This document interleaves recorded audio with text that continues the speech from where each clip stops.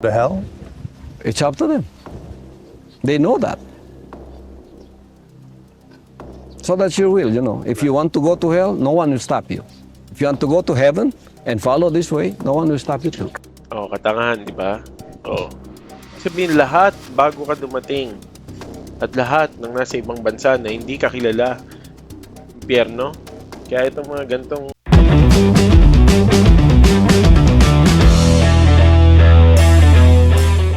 Hi mga kababayan, welcome to On Break. Ako si Dan, isa akong ESL teacher at nagre-react ako sa kung ano-anong videos dito sa internet kapag meron akong break. Short time na break, ganun. Okay, wala lang akong magawa. So magandang araw sa inyo sa mga nanonood at nagtsatsagang manood. Maraming salamat. You can like and subscribe ng mga video kung nagugustuhan nyo. So, nito mga araw na to, ang napag-iinitan ko sa mga videos na ginagawa ko ay yung mga videos ng mga senators nag-file ng petition. Nag-file ng COCSR senators na medyo questionable at medyo kontrobersyal, sabihin na natin. So, ang topic natin ngayon, kitang-kita nyo naman, ay si Pastor Apollo C. Quiboloy na tumatakbo bilang senador dito sa mahal nating bansang Pilipinas. Ngayon, alam ko naman siguro na maraming may merong malinaw na pag-iisip at alam niyo kung bakit mali ang pagtagpo ni Apollo Quiboloy at bakit nakakatakot kung siya ay mananalo. Pero syempre, meron tayong mga videos dito, reacta natin, tignan natin, okay? Hindi na bago to. Ang pagsasama na ng relihiyon at politika hindi na bago yan even sa history ng mundo at lalo na dito sa Pilipinas where ang mga lagi tayong ang mga Pilipino laging naghahanap ng tagapagligtas. So minsan ang pagtrato nila sa mga Diyos ng kanilang reliyon ay nagko-crossover sa politika na minsan sadly nawawala na ang critical thinking. Like ngayon, sa araw na nire-record ko to, may INC Rally for Peace na nagaganap para sa peace daw, pero come to think of it, pag inisip mong mabuti, parang pro-Duterte rally yata. Hindi na natin pag-usapan yun. Marahil mali ako, comment nyo na lang, marahil tama ako, ewan ko, tingnan natin. Okay, but for now, Pastor Apollo Quiboloy. Okay. So, si Pastor Apollo Quiboloy ay nag-file ng kanyang candidacy through sa kanyang attorney. Dahil of course nakakulong siya. Maiksi yung video, kaya mamaya may titignan pa tayong isa. Okay? Isang pagsilip sa buhay ni Apollo Quiboloy. Okay. Quiboloy is running for Senator of the Republic of the Philippines. Oh ha? Dito lang yan. Kasi gusto niya maging part ng solusyon ng ating bansa. Ang focus po niya, bakit siya tumakbo? Dahil sa Diyos at sa Pilipinas nating mahal. It means Okay, kayo ba naniniwala kayo doon sa Diyos at sa Pilipinas nating mahal? Siya ang anak ng Diyos, di ba? Okay. Isipin nyo lang. Siya ang anak ng Diyos. Sabi niya, yung focus ng kanyang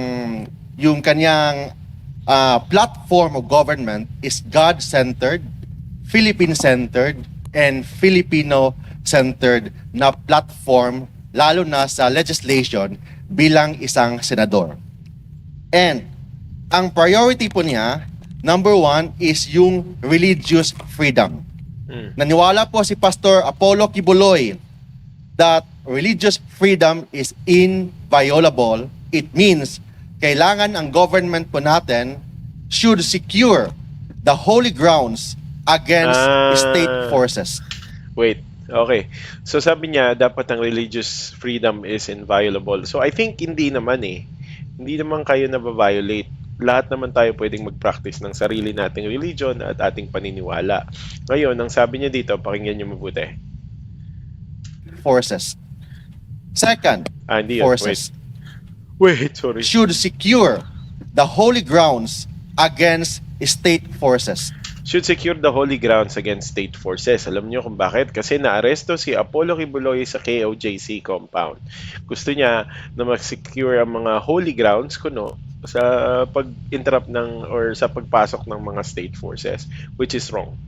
Kasi you are within a country and you abide by the rules of the country. Okay? Kung if your God is real, then have God come down here and stop stop the government, 'di ba? Gusto niya lang protektahan ang sarili niya. Bawal siyang kahit may ibig sabihin kahit may gawin kang krimen, bawal kang pasukin basta you're in holy grounds. Okay? Mali 'yun. Okay? I mean, yung mga ina-allege nga na krimen niya eh. Diyos ko, napakalalalim eh. Tapos bawal. Bawal kang questionin dahil bakit? Ano ka ba? Dahil pastor ka? Tao ka rin. Second, kailangan protektahan ang mga mahihirap, mga poor, particularly sa health, free medicine, fast medical services. Mamaya yung papakita ko sa inyo, yun napanood ko na yun. Ito hindi pa. Sabi niya protect the poor. Pero alam niyo ba na outside the kingdom of Jesus Christ compound, maraming mahihirap. Pastor Kibuloy will be the senator sa mga mahihirap, senator sa mga ordinaryong mga Pilipino, senador sa mga manggagawa. Okay, lahat. So, alam nyo ba't ganun? Siyempre, may hirap ang boboto kasi ang may hirap ang nawawalan ng pag-asa at naghahanap ng tagapagligtas. So, pinipresent niya yung sarili niya bilang ganun kasi alam niya na maraming tao na hindi alam kung anong nangyayari. Madaling lapitan, willing makinig sa lahat ng problema ng taong bayan. Lapitan. And third, he will focus on education. He wants a massive quality education. Do you think saying that you are the appointed son of God is proper education? Pag-isipan niyo mga tao. So, ako, pag sinabi ko sa inyo na ako ay anak ng Diyos, maniniwala ba kayo sa akin? Ibig sabihin, ako yung Kristo sa mundo. Ngayon, yung paniniwala ni Kibuloy, siya si Kristo. Sa education daw. So, anong gagawin niya? Gusto niya ituro yon? Ako ang Kristo, maniwala kayo, hawakan ko kayo. Hindi pwede. Hindi ka pwedeng maging champion ng edukasyon. Ito nagagalit talaga ako. Ibang klase ito. Hindi ka pwedeng maging champion ng edukasyon kung ang tinuturo mo ay mali. Okay? And zero corruption. Makita naman natin, napakadaming pera ang pinapasok sa Kingdom of Jesus Christ taon-taon. Ang buhay ni Apollo Kibuloy, napaka-ingrande. Zero corruption, nasa Davao ka, pre. Best friend to ni Rodrigo Duterte. Isipin nyo na lang. and exhibit number 1 is the KOJC. Kung ano po yung ginawa ni Pastor Kibuloy sa KOJC, yung kingdom, yung mga Mamaya, pakita ko yung sa Tamayong and sa lahat sa buong mundo, yun ang gagawin po niya sa buong Pilipinas Like human bilang trafficking isang sa buong senador. mundo at ng Of rape. course, he will give voices to the Allegedly. IP, OFW, tourism, and transport group. So nilahat, tagapagligtas talaga to eh. Okay. Ito ay isang video from ABC News made 14 years ago. Okay. Alam nyo, hindi na bago ang mga anak ng Diyos eh. Hindi na bago. Tignan nyo to. Of faith. There have been men, many of them, who claim to be a new Messiah. And tonight we're going to meet 3 of them, including Tatlo. one in the faraway Philippines who has amassed a flock, he says, numbers in the millions. Poor people who give what little they have to the man they believe is the second coming of Jesus. Bill Weir journeyed there to meet him.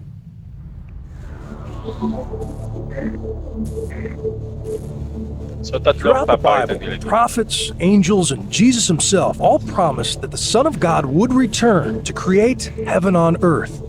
And throughout the ages, billions of Christians have wondered, when?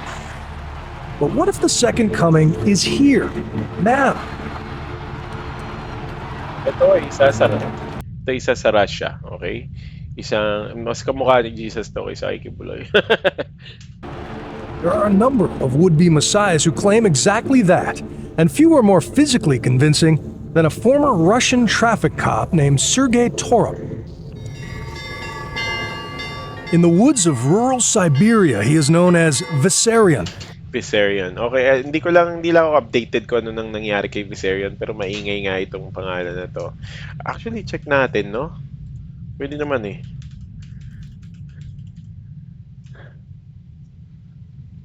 Hindi yan. Viserion pala. Okay. Okay. Buhay pa naman, 63 na. So, successful pa rin. So, sino sa kanila ang tunay na Jesus Christ? Charges of running illegally, possible physical harm, and extortion. Extortion, harming people. Pa rin. The teacher and around 5,000 disciples live around him, growing their own food and feasting on his every word. My whole body was trembling.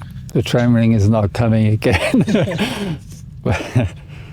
Well, it's very emotional to me. This type of people, nagfi-feed sila, ang biktima nila yung mga hopeless. Meanwhile, in London, David Shaler says he is the true Lord of Lords, but unlike Vissarion, no one believes him. That doesn't bother me because I was So I chosen guess mas may sense yung mga taga-London. by God.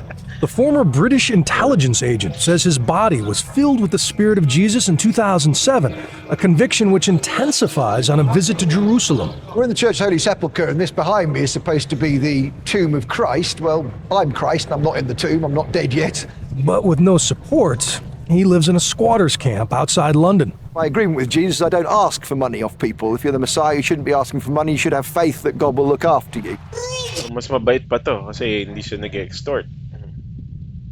To me, that you are a son of God. That is not a sentiment shared by Pastor Apollo Quibeloy, the most successful of the wear world's white. self-labeled saviors. Tandaan nyo pag kayo gagawa ng kulto, white. The official coming of the Son of God was in April 13, 2005. He was an obscure evangelist from the rural Philippines until 2005, when he announced that God had appointed him Christ on earth. Okay. His reward for a pure life. Sinful thoughts, anger, lust, any of those things. You don't experience those on a daily basis? As a human being, Yes. I have already overcome all of those. Hindi daw siya nakakaramdam ng lust at galit. Okay. Pero counter yun kasi maraming kaso sa kanya ng sexual abuse. So, ang lust po ay pagnanasa sa flesh, sa katawan. Okay. There is no apocalypse in Kibeloy's message, no rapture or final judgment. Instead, he preaches that he is the model of Christianity, and as more people follow his example, Okay. So, ito yung mga ayaw na ayaw natin pag nanonood tayo ng mga teleserye, yung mga asyendero na meetingin lang sa kanyang mga tauhan. Pero bakit gusto nyo to? God will gradually turn the earth back into the Garden of Eden. Do you perform miracles? For me, the greatest miracle is the changing of that spirit within. But healing the sick, the manifestations Oh, yes, of Jesus' powers, you're able to do that? We have healing. You are healing. And miracles happen. Okay. Alam nyo, dapat absolute eh. Itong mga nagpapalaganap na kaya nilang manggamot dahil sa salita ng Diyos, alam niyo yan. Hindi pwedeng conditional. O marahil pwede, kung naniniwala ka, dapat gagaling ka. Pero may narinig na ba kayo na nawala yung cancer ng tuluyan na pinagaling ni Apollo Kibuloy or nung sino mang evangelist na okay, wala ka ng sakit dahil sa akin. Bigay ko na sa inyo ang cure for cancer kasi ayoko maraming namamatay at maraming nasasaktan sa mundo. Anyway. Happening. After taking his place as the appointed son, Kibeloy's ministry has exploded. He claims to reach 6 million followers with his satellite TV network, numerous publications, private jet, and personal helicopter. May private jet, personal helicopters, compounds. Di ba nga, dapat daw ang isang tao. Ano ba to? Ano ba tawag sa kanya? Ministro ng Diyos. Dapat nabubuhay ng simple at payak. Pati mga politiko, dapat ganun. Pero wala eh. Up here. All the better to avoid the bumpy road and impoverished villages that lead to the walled compound he calls the Kingdom of Jesus Christ. Here is his 5-bedroom home, surrounded by manicured gardens of imported grass. So this is your Garden of Eden. This is what we call the Garden of Eden restored. Some stupid shit. Isipin nyo na lang kung yun ang Garden of Eden, kung maliligtas lamang ay ang masunod kay Apollo Kibuloy, ang laki-laki ng mundo. So, bago siya dumating, walang naligtas. Ngayon, sumusunod lang sa kanya maliligtas. Ganun ba ka-selfish ang Panginoon? Ganun ba yon? Ganun siya ka-selfish? Sa isang buong mundo, yung nasa KOJC, naniniwala lang kay Kibuloy yung maliligtas. Isipin nyo mga kaibigan. Isipin nyo mabuti. It's easy to see why this claim resonates in a country where 30 million endure crushing poverty with open hearts. This family lives just down the hill, next to the dump where Pastor Kibuloy's garbage is burned. If you could be anything in the world, what would you want to be? Okay, so that's how religion controls you sometimes. Okay. Go to heaven. That's the only dream. Go to heaven. So, since gusto mo mapunta sa langit, naniniwala ka sa isang evangelist o sa isang reliyon na magdadala sa iyo patungo doon. Okay? Go to heaven. To them, heaven really could exist inside Kibuloy's gates, and it's why hundreds line up to carry his parasol. All the workers who toil in the grinding heat of the kingdom are volunteers, here to glorify the Father. Do you get paid for this? Juju tells me he gets $40 a week to feed his family. Minimum wage. And like the rest of the kingdom, he's expected to give 10% back to Kibuloy. Okay, $40 a week. So, $40. 2, 4, 6, 8, 10. 20 is, 2,000. So, 4,000 pesos. 2,000. Wait, 2, 4, 6, 8.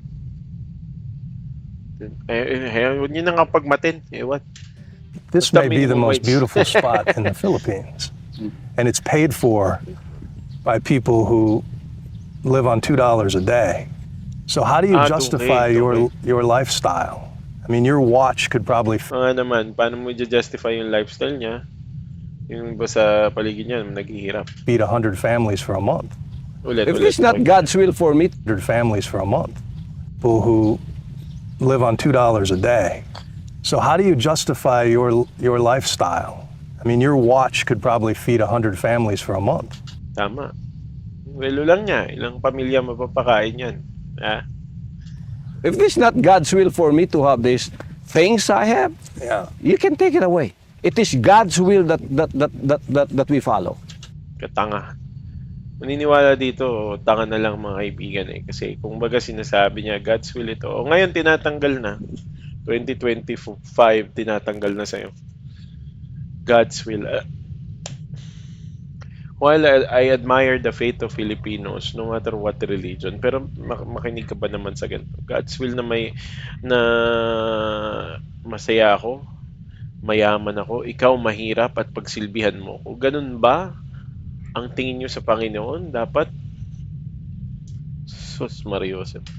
If it is God's will for us to live like this, you know, you can have a broken heart looking at me, but what can you do? But they get Nakakita mo? Ganyan bang may pakialam sa mga kapwa niya tao? their understanding of the will of God from you.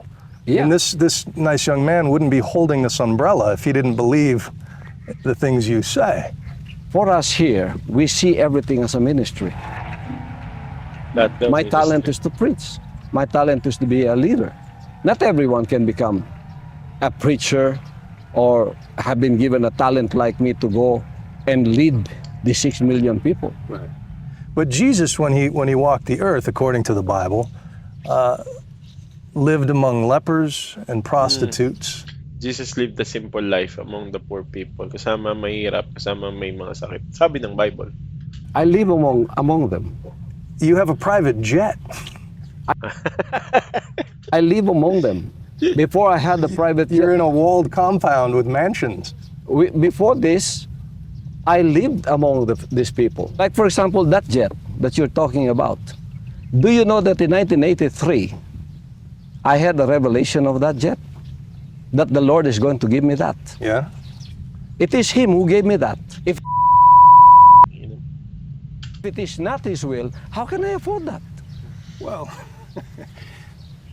Kivaloi has been accused of kidnapping and brainwashing by the parents of at least one of his followers, but he was never charged. He insists that anyone is free to leave his flock and seal their fate for eternity. Will they go to hell? It's up to them. They know that. So that's your will, you know. If you want to go to hell, no one will stop you. If you want to go to heaven and follow this way, no one will stop you too. Oh, katangahan, di ba? Oh. Ibig sabihin, lahat bago ka dumating at lahat ng nasa ibang bansa na hindi ka kilala, impyerno. Kaya itong mga gantong Come work with you. Yeah. There are three possibilities here. You are either the Son of God, or you're delusional, or you're a very successful con man. I respect your point of view. But I resent what you said that your followers will say, I'm a con man with a speaking ability that I've tried to con people. That is not who I am. I'm not trying to con people. I am speaking the truth. silang tatlo are speaking the truth. Eh, mga kaibigan, kayo na lang mag-isip. Alam ko naman marami sa inyo hindi boboto sa kanya, pero i-apply nyo rin sa regular life. Dapat tayo ay marunong mag-isip. Lagi tayo dapat sa tama. Lagi sa tama. Hindi sa kung ano-anong sinasabi ng mga taong magbibigay sa atin ng kaligtasan. Kung may kaligtasan man, ikaw ang magbibigay nun sa sarili mo. Hindi ibang tao. Yung mga ginagawa mong tama. Anyway, yun ang pananaw ko. Kayo, bahala kayo. Like and subscribe kung trip nyo. Comment kung meron kayong ibang opinion. Sasagot ako. At sana maging masaya ang araw ninyo. Peace! Rally for peace!